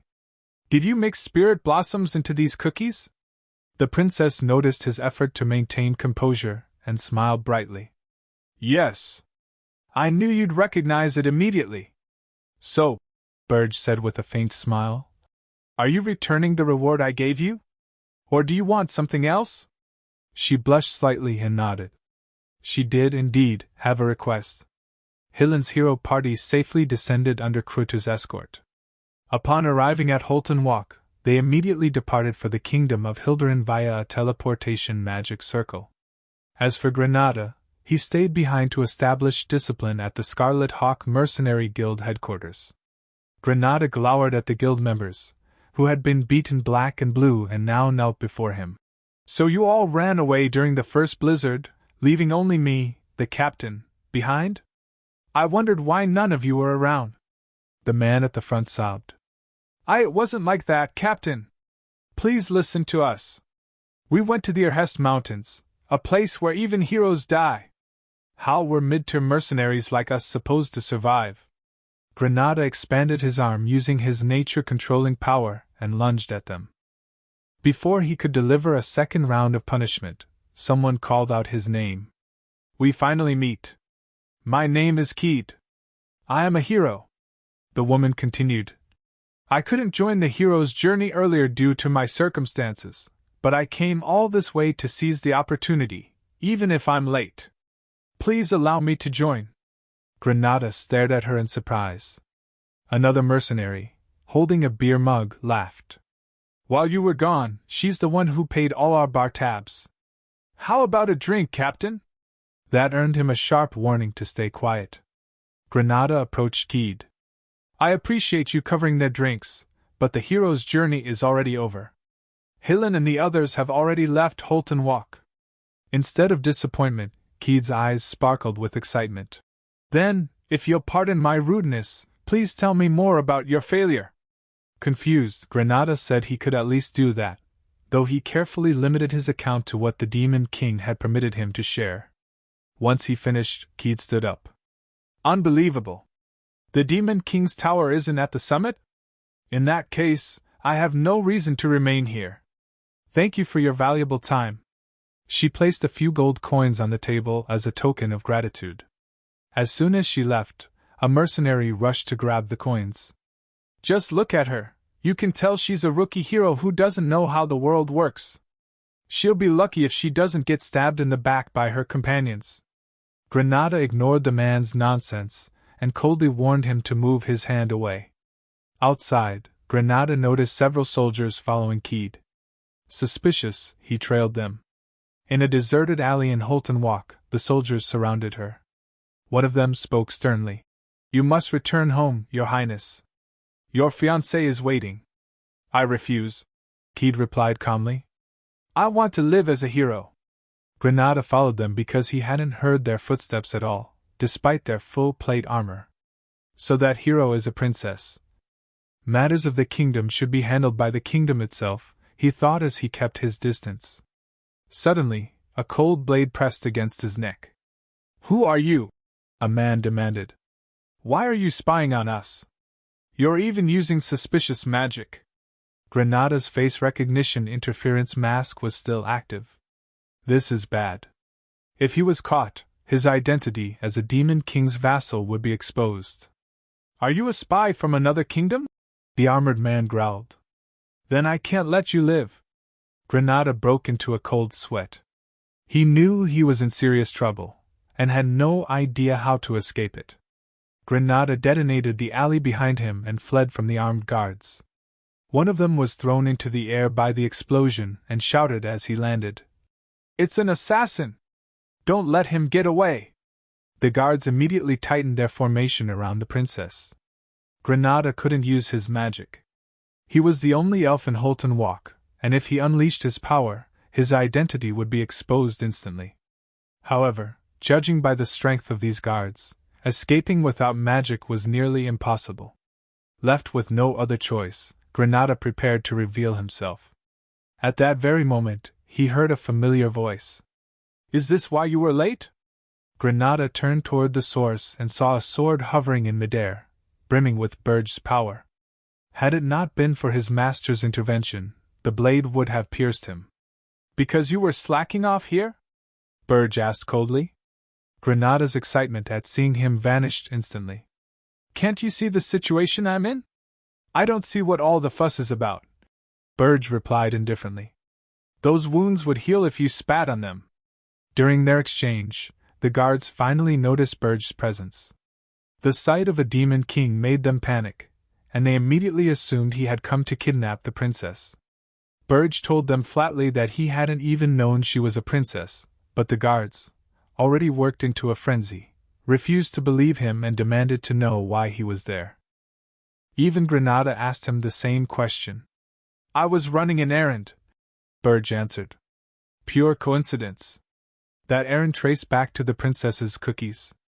After she had offered them to him, Burge had finally relented and asked what she wanted in return. Her answer had been senile powder, a substance used to form spirit contracts. Hundreds of years ago, an elf named Senile had defected to a human kingdom. The king at the time ordered her to develop a supplement that would allow humans to properly contract with spirits. That was how senile powder came into existence.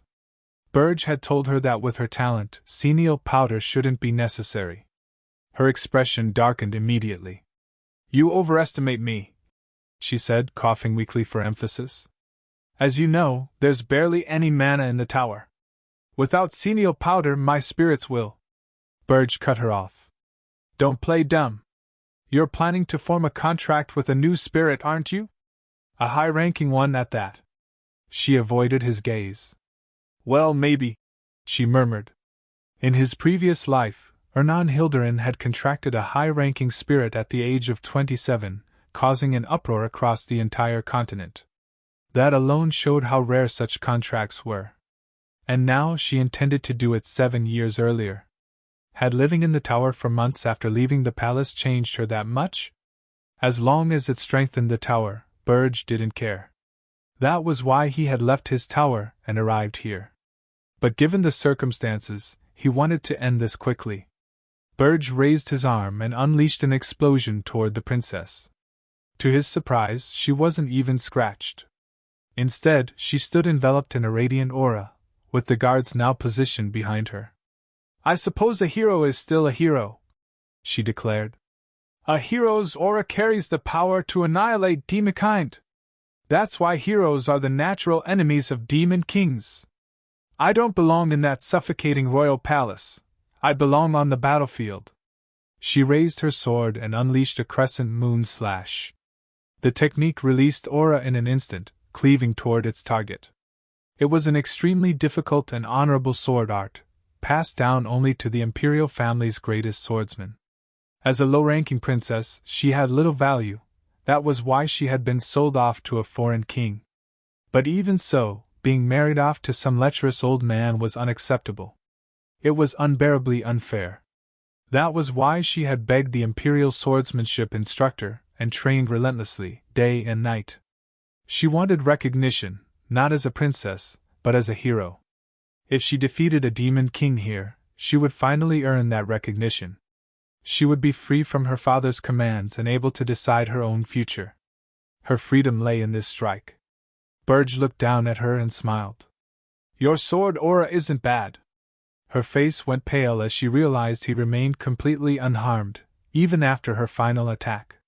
If you're truly a hero, Burge said calmly as lethal power gathered above her, surely you won't die from this. That was when she glimpsed the full might of a demon king. Reality struck her like a boulder. Burge laughed. A princess and a hero. You're useful in more ways than one. The area was engulfed in crimson light as everything exploded at once. When the dust settled, villagers sensed a surge of demonic energy. Rushing to the site, they found severely injured guards and immediately called for healing mages. One guard, barely clinging to life, told them that a demon king had taken their princess. Someone asked if this was the work of the demon king of the Urgist Mountains. Inside Burge's tower, the princess was confined to the underground prison. Ernan, the first princess, bent over the unconscious girl and asked softly, Is her name Senial, by any chance? Burge glared at her. She's a princess, not a powder. He explained that Kijespine, the 9th imperial princess, would now be living on the 4th floor with Ernan. He also ordered her to tend to Keed's injuries. If we raise her properly, he added, she may become useful. Ernan hesitated. But why did you suddenly bring in another princess? I saw her on the way and picked her up. Burge replied casually, as if she were take-out food. To secure demonic energy points, I need to kidnap royalty periodically, preferably someone low-ranking. What are demonic energy points? Ernan asked. Only then did Burge realize he'd spoken classified information to a prisoner. He turned away. I'll go get your senile powder. Cursing himself for growing careless, he left the room. Soon after, news of the 9th imperial princess of the Jespian Empire being kidnapped in Holton Walk spread rapidly across the continent. At the Heroes Guild headquarters, Hillen stood before the other heroes through floating screens. Can you swear that every word of your statement is true? One of them asked. Yes, Hillen replied solemnly. I'm ashamed to admit that I failed to locate the Demon King's tower. I take full responsibility. Another hero spoke up. Don't blame yourself. If heroes were punished for failed journeys, no one would step forward again. Still, at the same time the journey was halted, the Demon King of the Urgist Mountains kidnapped the 9th Imperial Princess of Jespine. The Empire is requesting another hero's journey. They turned back to Hillen. What's your opinion, since you've already been through Urgist? Even I couldn't find the tower, Hillen answered. Rather than launching another journey immediately, We should deploy a small reconnaissance unit first. Once the tower is located, subjugation will be simple. If the Demon King were confident, he wouldn't have hidden it. That's reasonable. Another hero agreed. A powerful Demon King has no reason to hide. If he's a coward, he's not a major threat. The rest nodded in agreement. Then we'll postpone a full hero's journey until the tower's location is confirmed. The guild concluded. As Hillen left the hall, he thought, is this what you wanted, Demon King? Using my authority to block a hero's journey at the source? I've bought you time. The rest is up to you. Gordon later reported the incident to Burge. Burge ordered him to keep an eye on Hillen. Burge hadn't expected the Heroes Guild to prepare a full assault so quickly. Without Hillen Cargill, things could have turned dangerous. Making him a vassal had been the right decision. Hillen and Granada were now operating outside the tower. With both of them, Burge could delay the hero's journey indefinitely. He had also secured another princess to stockpile demonic energy points. If he used Armani's orb, he might even become real combat power. The dwarf was remodeling the tower, reinforcing the first floor even further, while Krotu expanded their influence. Once Princess Ernanhilderin formed a contract with a high-ranking spirit, no ordinary hero's journey would dare approach them. They would become an overwhelmingly powerful tower. Only then could Burge turn his attention to the outside world and begin his true revenge against the damned heroes who had killed him. But first, he needed to obtain Senile powder from a city overflowing with powerful mages and heroes. The Magitech city of Amur. A challenge far greater than anything he had faced before. If you like this recap, make sure to like, subscribe, and stay tuned for more awesome manhwa stories.